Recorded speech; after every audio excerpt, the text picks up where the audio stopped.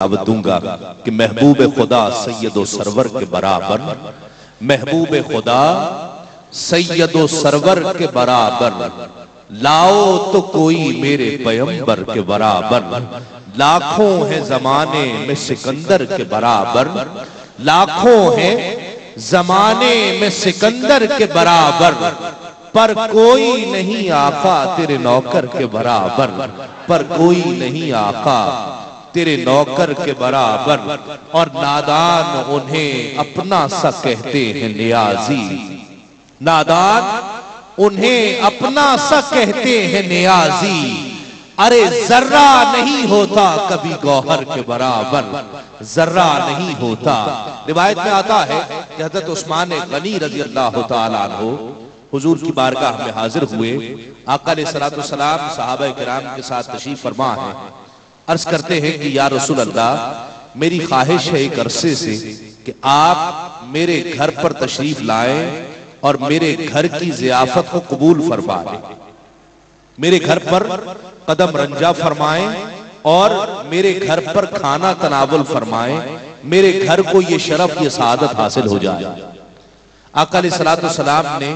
یہ دعوت قبول کی، ضیافت کی، اور جتنے صحابہ کرام ساتھ تھے ان سب کو لے کر ان کے ہمراہ حضرت عثمان غنی رضی اللہ تعالیٰ عنہ کے گھر کی طرف تشریف لے جانے لگے۔ حضرت عثمان غنی ساتھ ہیں، آقا علیہ السلام کے قدموں کی طرف دیکھتے چلے جا رہے ہیں اور ایک ایک قدم گنتے چلے جا رہے ہیں۔ آقا علیہ السلام رک گئے، عثمان غنی سے پوچھا کہ عثمان کیا بات ہے، میں بہت دیر سے دیکھ رہا ہوں کہ جب سے میں نے ضیافت کی دعوت کو قبول کیا ہے اور تمہارے گھر کی طرف روانہ ہوئے ہیں تم میرے قدموں کو دیکھتے چلے جا رہے ہو۔ عرض کرتے ہیں کہ یا رسول اللہ آپ کے قدموں کو صرف دیکھ نہیں رہا، ایک ایک قدم کو گن رہا ہوں کہ ہر وہ قدم جو میرے گھر کی طرف آپ کا بڑھتا ہے، خدا کی عزت کی قسم آپ کے ایک ایک قدم پر ایک ایک اونٹ قربان کر دوں گا۔ آقا علیہ السلام عثمان غنی کے گھر تشریف لا رہے ہیں تو ایک ایک قدم پر عثمان غنی ایک ایک اونٹ نچھاور کر رہے ہیں۔ ارے یہی اللہ کا محبوب جب دنیا میں تشریف لایا ہوگا تو کیا کچھ نچھاور نہ کیا گیا ہوگا، کیا کیا شانیں نہ بڑھائی گئی ہوں گی، کیا کیا قربان نہ کیا گیا ہوگا، کیا کیا استقبال نہ کیا گیا ہوگا۔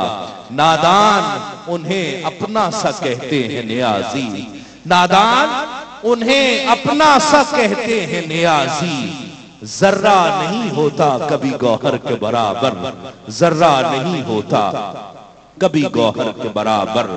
لاؤ تو کوئی میرے پیغمبر کے برابر۔ نظرانہ